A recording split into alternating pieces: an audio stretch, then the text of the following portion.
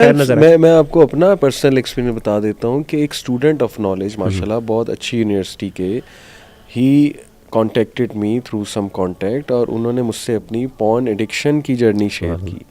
और मैंने उनको बल्कि कहा कि आपके पास तो माशाल्लाह इतने बड़े बड़े उलमा मौजूद हैं, तो आप माशाल्लाह क्यों नहीं उनके पास, मेरा ही क्यों आपने, मेरा नंबर क्यों आपने लिया।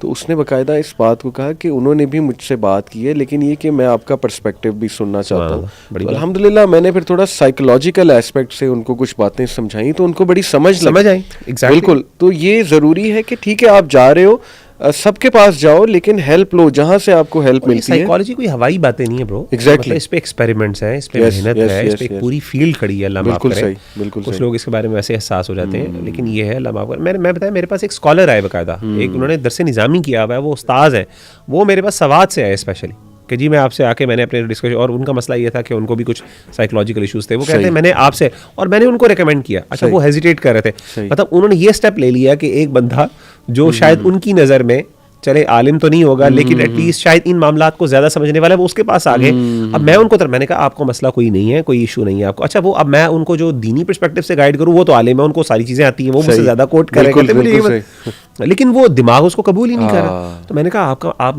आप किसी ना माहिर नफ्सियात के पास जाएं, वो आपको ज्यादा, तो वो उससे हेजिटेट कर रहे थे। अगेन वही वाला मसला है कि हमारे यहाँ एक टैबू बना है कि ये पागल ना मुझे डिक्लेयर करे। ये अल्लाह माफ करे, मैंने उनको थोड़ा समझाया तो बड़ा पॉजिटिव, उन्होंने कहा मैं जरूर करूंगा, बड़ा शुक्रिया भी अदा किया। अच्छा, आज की जनरेशन को एक बात समझाना ज़रूरी है कि ये जो खुद गूगल पे बैठ के अपने आप को डायग्नोज कर लेते हैं ना कि मुझे बाइपोलर है, बल्कि वो मज़े की बात, मैं जब ये साइकोलॉजी पढ़ रहा था, एबनॉर्मल साइकोलॉजी, तो उसके हर चैप्टर के एंड में ना वो ऑथर ने लिखा होता था कि अब ये चैप्टर पढ़ के आपको लगेगा कि ये सारे डिसऑर्डर्स आप में हैं। तो ये भी नहीं करना चाहिए। डिप्रेशन कितना लूजली यूज होता है, मतलब हमारे पास लोग आते हैं कि मैं बहुत डिप्रेस हूँ, तो मैं उनसे पूछता हूँ आप खाना खा रहे हैं, आप सही से सो रहे हैं, सारे फंक्शंस तो नॉर्मली चल रहे हैं, तो डिप्रेशन इसे तो नहीं कहते। वो स्ट्रेस, ये थोड़ा सा स्ट्रेस को डिप्रेशन कह रहे हैं, या गम को डिप्रेशन कहा जा रहा है, ठीक है ना, या एक आर्जी कंडीशन को डिप्रेशन।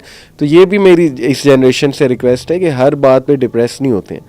मतलब माँ बाप ने थोड़ा सा कुछ कह दिया, उस पे सुसाइडल थॉट्स आने लग गए, या कोई डिसएग्री कर लिया पेरेंट्स ने, तो we need a strong generation इंशाल्लाह ताला। एग्जैक्टली, जो आपने कहा ना कि इसकी भी तरीके, एक्सरसाइज है, मतलब एक्टिविटीज़ हैं ऐसी जो मेंटली आपको स्ट्रॉन्ग बनाती हैं, और फिर स्पिरिचुअलिटी का कितना बड़ा सुभान अल्लाह इसमें रोल है। बहुत इंपॉर्टेंट चीज़ है। मैं समझता हूँ कि इमोशनल स्टेबिलिटी के लिए ना इल्म बहुत ज़रूरी है।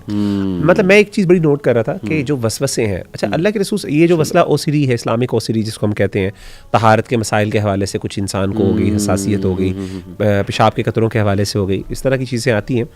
तो मैं सोच रहा था, मैंने स्कॉलर्स को पढ़ा, मैंने इनका लिटरेचर पढ़ा कि हमारा दीन इन चीज़ों के साथ किस तरह डील करता है। दो चीज़ें मुझे नजर आई। सही, एक, दीन ने क्या किया, दीन ने कहा कि इनको अवॉइड करो, इनको अहमियत ना दो। अल्लाह के रसूल ने फरमाया कि अगर तुम्हें इस तरह का ख्याल आता है ना, तुम ऐसा करो, एक पानी का झाड़ बोलो, और बस तुम जो है ना उसको यानी अपनी शलवार के ऊपर या अपनी पैंट के ऊपर जो उसको ना बस छिड़क दो, दैट्स इट। और इवन उसके बाद जो निकलता है, नन ऑफ योर बिजनेस। बिल्कुल, इसको अब तुम्हारे ख्याल, जैसे शैडो पे स्पॉटलाइट डालते जाएंगे, वो बढ़ता जाएगा।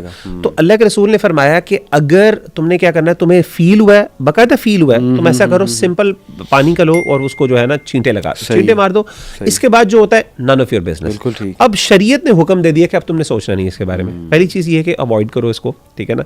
दूसरी चीज़ मैंने ये देखी है, सुभान अल्लाह, के इस तरह के जो कंसिस्टेंट थॉट्स आते हैं, शरीयत ने इसके बारे में ये थोड़ा सा ना डांटा भी है। यानी आपको ये कहा है कि ये चीज़ अल्लाह का, मिसाल के तौर पे उलमा ने ये जो ओसीडी के शिकार होते हैं उनसे ये, उनको हमेशा ये कहते हैं 3 से ज़्यादा गुनाह है, यानी असल में वो गुनाह से बचने के लिए ये सब कुछ कर रहे हैं।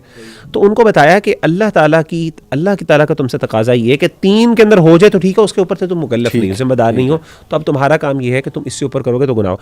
तो थोड़ा डांट वाला, थोड़ा सा ना आपको उनको थोड़ा सा डिसिप्लिन भी करने की ज़रूरत है। और इंसान को, मैंने वही वाली बात बताई कि देखें, सुसाइड से रिलेटेड मसाइल में शरीयत ने सख्ती क्यों की है। यानी नेचुरली एक बंदा समझता है यार एक बंदा इतनी मुश्किल से गुजर रहा है, उसके साथ हमदर्दी, हमारा दीन कहता है यहाँ पे हमदर्दी ना करना, हमदर्दी वाला फेज पहले था। अब ये बंदा उस वर्ष पे, अब इसको सख्ती की जरूरत है, अब इसको हीरो ना बनाया, अब इसको हीरो ना बनाया जाए। और इसी तरीके से अली भाई, जिस तरह मैं देखता हूँ ना, ये जो मेंटल इलनेस के शिकार होते हैं, अगर आप किसी ये हॉस्पिटल्स में जाते हैं जहाँ पे इस तरह के लोगों को रखा जाता है, वहाँ पे कुछ जगहों पे उनको मेजॉरिटी ऑफ द टाइम सख्ती करनी पड़ती है। बिल्कुल, यानी इंसान सख्ती सीधी बात डंडों का पीर है, सही बात, कई जगहों पे आपको करना पड़ता है। इट डजंट मीन कि हम उनसे हमदर्दी ना करें, ये असल में हमदर्दी होती है उनके साथ, लेकिन आपका एक्शन वो जो एक स्ट्रिक्टनेस, क्योंकि आपको अपनी जात के लिए वो चाहिए उस सही, वक्त। आप अपने जात से ओ मैं बेचारा मैं आपकी ये फीलिंग्स होंगी ना, तो नेचुरली आप अपने जस्टिफाई करोगे कि मेरी सुसाइड को। लेकिन जब आप कहेंगे यार मैं क्यों कर रहा हूँ, मतलब why am I thinking that, मैं पागल हूँ, मैं बच्चा हूँ, मैं छोटा हूँ, आपको इस तरह का एटीट्यूड अपने बारे में एक वॉरियर का डेवलप करना है ताकि आप उस चीज़ से बाहर निकल सको।